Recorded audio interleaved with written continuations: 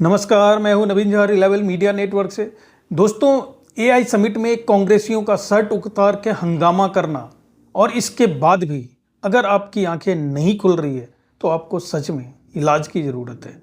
और अगर आपको इलाज करवाना है, जिसकी ज़रूरत है, तो उसका इलाज आप हिंदुस्तान में मत करें, क्योंकि यहाँ के डॉक्टर आपका इलाज ठीक से कर ही नहीं सकते। आपको चाइनीज़ डॉक्टर से चाइना में जाके इलाज करवाना चाहिए। और राहुल जी को बोल के चाइना के साथ एमओयू साइन हुआ है ना, तो वहाँ इलाज अच्छे से होगा। अगर वहाँ नहीं होता है तो फिर सैम अंकल को बोलना पड़ेगा। वही सैम अंकल पित्रोदा जी, वो जॉर्ज सोरोस से बोल के दुनिया के किसी भी बड़े से बड़े अस्पताल में आपका इलाज करवा देंगे। उसके बाद भी शायद आप सही हो पाओ। मैं ऐसा क्यों कह रहा हूँ? क्योंकि बात तो अब ये हो गई है, क्या आपको अभी भी ये मानने में दिक्कत हो रही है कि कांग्रेस देश विरोधी पार्टी है?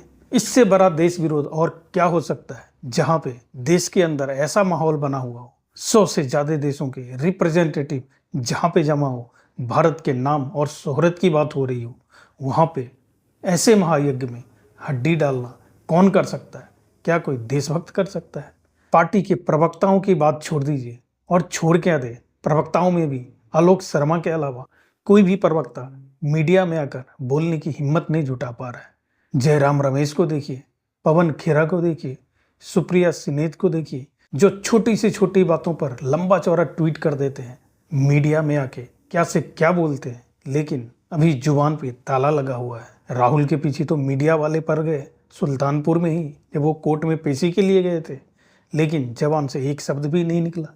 प्रियंका गांधी मुंह में दही जमा के बैठी है। क्या कहेंगे ऐसे लोगों को?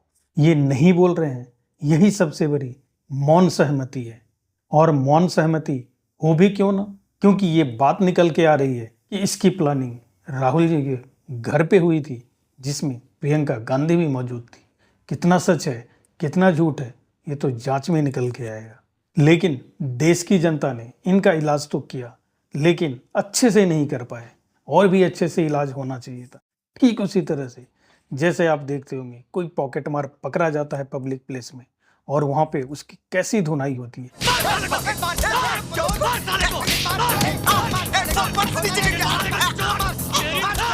जब तक कि पुलिस के हत्थे वो चढ़े, पुलिस के हाथ लगे, तब तक तो जनता उसका अच्छा से इलाज कर देती है कि आने वाले दिनों में वो फिर से पॉकेटमारी करने की हिम्मत ही ना जुटा सके। लेकिन इन कांग्रेसियों के साथ ऐसा नहीं हुआ।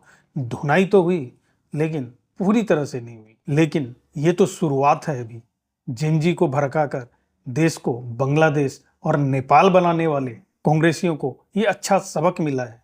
आगे कुछ भी ऐसा करने से सोचेंगे जरूर, क्योंकि ये जिंजी हिंदुस्तान के हैं, नेपाल और बांग्लादेश के नहीं। अगर इनको उकसाकर आप देश विरोधी काम करवाना चाहोगे तो यही आपका इलाज अच्छे से कर देंगे। और इस एक्टिविटी को सही बताने वाले में सबसे आगे कौन है? वही जो पहले पत्रकार थे, फिर नेता बन गए और कहते थे कि हम फिर से वापस पत्रकारिता में नहीं जाएंगे, लेकिन थूक कर चाटा और फिर से पत्रकार बन गए। वही श्री श्री 160 कालिया जी महाराज। नहीं समझे? सत्य की फैक्ट्री चलाने वाले, जहाँ पे असत्य के अलावा और कुछ होता ही नहीं है। इनके 80% फॉलोअर्स के कमेंट में देखिए, इनको गाली ही दे रहे हैं। अरे इतनी गालियां सुनकर यूट्यूब चला ही क्यों रहे हो? ऐसे फॉलोअर्स जो आपको सिर्फ गालियां दे रहे हैं, उसको ब्लॉक करो, अनफॉलो करो। लेकिन पैसा भी कमाना है, तो ऐसा दलाली करके पैसा कमाने वाले का कैसी मेंटेलिटी होगी, ये आप सोच सकते हैं। इसलिए तो दलालों के दलाल बने हुए हैं। इनके दलाल कौन है? अरे वही कांग्रेस पार्टी। आज़ादी से पहले अंग्रेजों की दलाली करते थे, और दलाली करते करते सत्ता हथिया ली। अब उनकी दलाली यही इकोसिस्टम कर रही है। अब देखिए किसकी दलाली कर रहे हैं? चाइना की दलाली, जॉर्ज सोरोस की दलाली। जो भी देश विरोधी काम करेगा, ये उसकी दलाली करेंगे, क्योंकि देश विरोधी शक्तियां इनको शायद सत्ता तक पहुंचा देगी, यही सोच के ऐसा कर रहे हैं।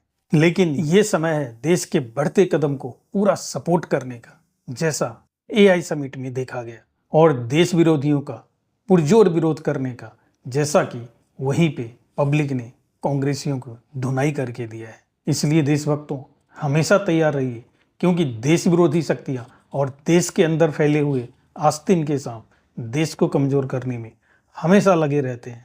तो वो जहाँ भी मिलते हैं उनका पुरजोर विरोध ही नहीं कीजिए। जैसे पॉकेट मारों की धुनाई करते हैं वैसे ही अगर ऐसा कृत्य देखने को आपको मिल जाए जो एआई समिट में हुआ तो उसको धुनाई करने से पीछे नहीं रहना। इससे बड़ी देशभक्ति आज की डेट में कुछ भी नहीं हो सकती। और दोस्तों, अगर आपने अभी तक चैनल को सब्सक्राइब नहीं किया है तो कर लीजिए और वीडियो को लाइक और शेयर करना ना भूलना दोस्तों। धन्यवाद।